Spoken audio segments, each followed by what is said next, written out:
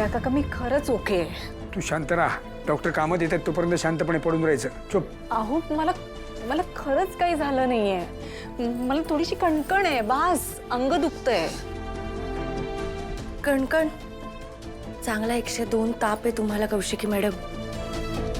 बघ ही कणकण आहे. ही कणकण आहे का? दया काका उगाच तब्येतीच्या बाबतीत हलगर्जीपणा नाही करायचं ग बाळा. दया काका प्लीज प्लीज समजून घ्या. मी घरी नाही बसू शकत आहे आत्ता. माझा एक खूप महत्वाचा इंटरव्ह्यू लाईंड अप आहे. मिनिस्टर जामखंडे त्यांचा इंटरव्ह्यू आहे आता. त्याच्यासाठी खूप रिसर्च करायचंय, खूप अभ्यास करायचा, इन्फॉर्मेशन काढायची. मी काहीच केलं नाही अजून.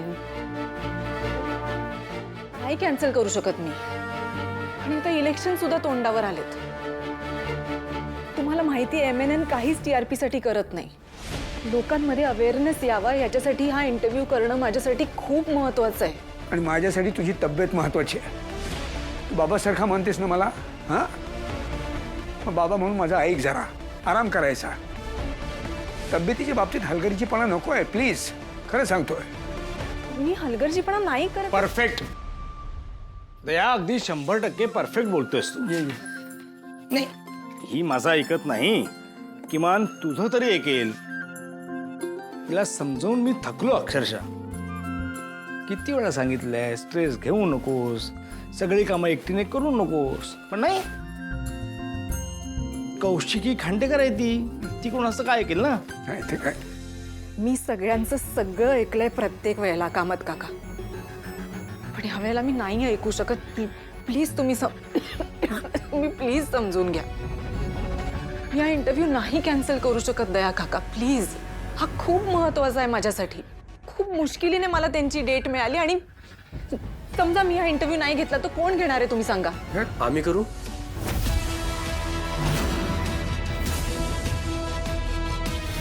नाही म्हणजे आम्ही तुम्हाला मदत करू शकतो जर तुम्हाला चालणार असेल तर. नाही मला आवडेल पण केदार तू आत्ता घरी आलायस. तू अजून पूर्णपणे बराही झाला नाहीयेस आणि तू तू उगाच कशाला दगदग करतोयस. म्हणजे मला जेवढं जमेल तेवढी मी मदत करू शकतो. मला तुमच्या एवढं नॉलेज नाही आहे किंवा एक्सपिरियन्स पण नाही आहे. पण तुम्हाला हवा असलेला रिसर्च गोळा करून देण्यामध्ये मी तुमची मदत करू शकतो. प्रश्नही काढून देऊ शकतो. म्हणजे तुम्ही नंतर चेंजेस करा तुम्हाला हवे तसे. बघ उगाच कशाला तू दगदग करतोयस. नाही नाही मला माहिती आहे मी आजारी असताना तुम्ही खूप केलंय. हवं तर मदतीची परतफेड समजा. मग नको. का? नाही नाही तुला परतफेड वगैरे करायची असेल तर खरंच काही गरज नाहीये. पण एक भाऊ म्हणून तुला बहिणीची मदत करायची असेल तर मी तुझी मदत घेऊ शकते. बोल चालेल. ठीक आहे.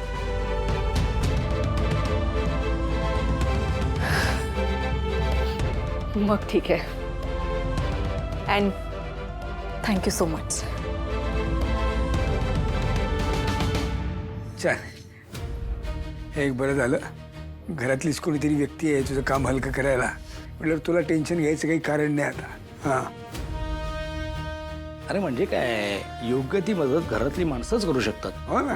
आणि दया, तू अजून या दोघांना नीट ओळखत नाहीयेस. हां या दोघांनी जर ठरवलं तर त्या मिनिस्टरची या जन्माची काय तर मागच्या 2-3 जन्माची सुद्धा ही कुंडली काढतील आणि कौशिकीला आणून देतील. वा. हो.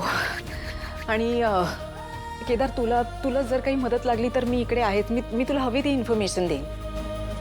आणि दया काका पण आहेत. इनफॅक्ट ते सुद्धा तुला इन्फॉर्मेशन देऊ शकतील. ते सुद्धा तुझी मदत करतील. नाही त्याची गरजच नाहीये ना. तारिणी आहे ना माझ्या बरोबर. ती करेल मला मदत. आणि अगदीच काही अडलं तर बघूया.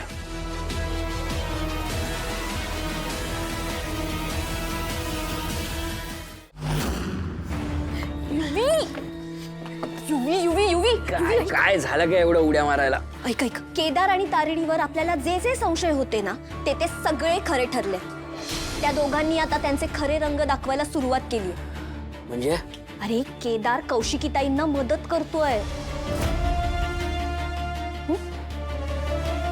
कशात? ते काहीतरी इंटरव्ह्यू घेणार आहेत म्हणे. काय त्यांचं नाव? हा, बापूराव जामखंडे. कोण आहेत ते? तुला बापूराव जामखंडे नाही माहित? नाही. महाराष्ट्राच्या राजकारणातलं खूप मोठं नाव आहे ते. हो.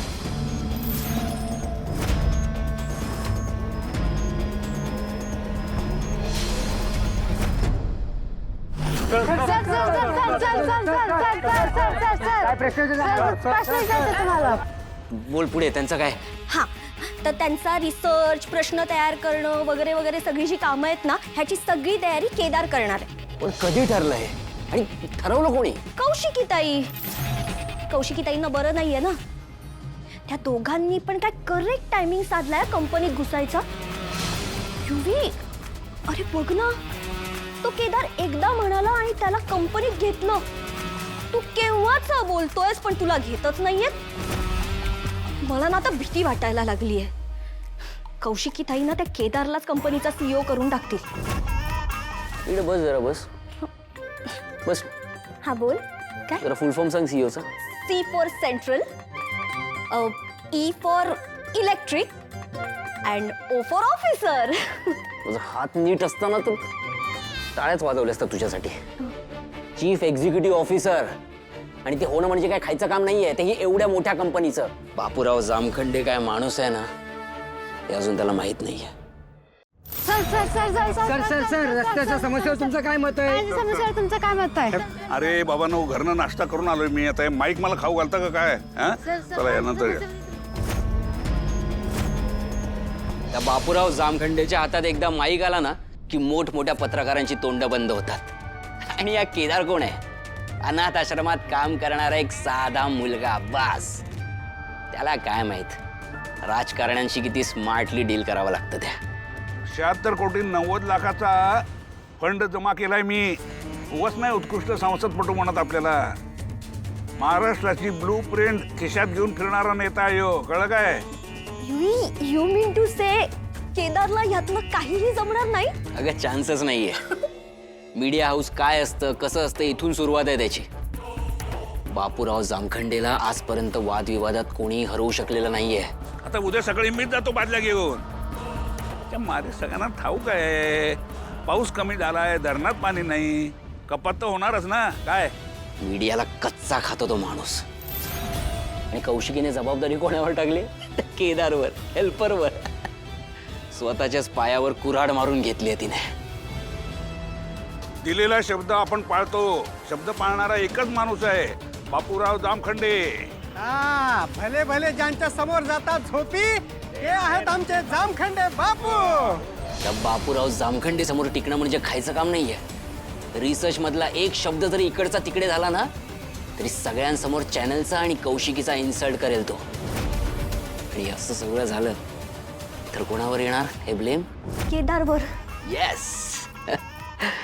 आता मलाही पाहायचंय त्या हेल्परच्या स्वप्नांचा आणि कौशिकीच्या अब्रूचा चुराडा होताना, आणि तेही लाईव्ह.